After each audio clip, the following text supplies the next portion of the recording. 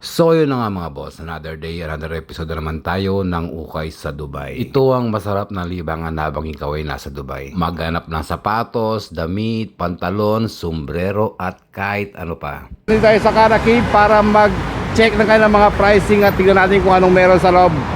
Let's go!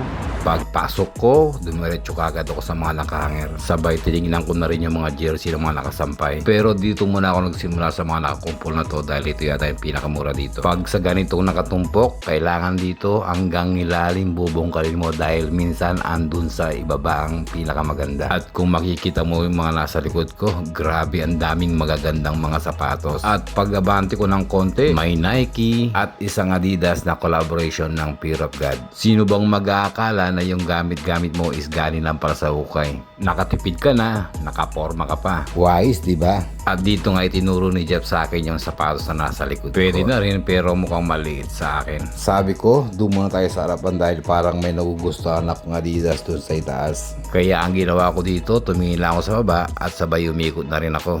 At doon may Jordan na... Yung shutter backboard. Ah? Shutter backboard. 9.5. Kunti lang. Nag-high cut kasi eh.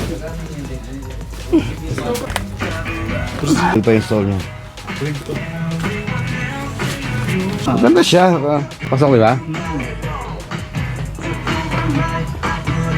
Yan. Shutter backboard yan. Pasak.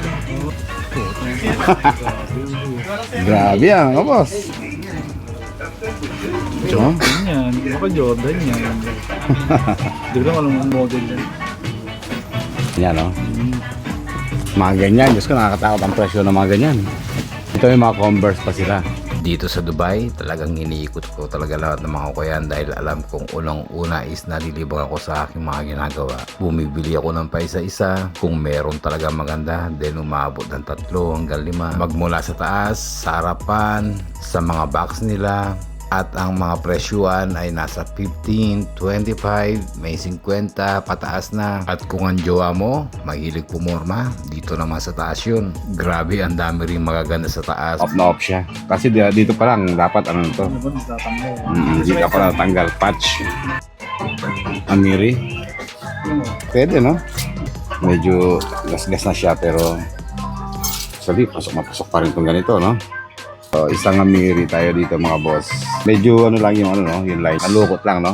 Pero pwede pa rin. Pasok pa rin. At dito nga mga boss, napagod na rin yata ako dito. Kaya naman nag-decide na talaga ako kung anong gagawin ko ngayong araw na to. Kaya sabi ko sa kasama ko, tara, uwi na tayo. Hanggang dito na lang, maraming salamat.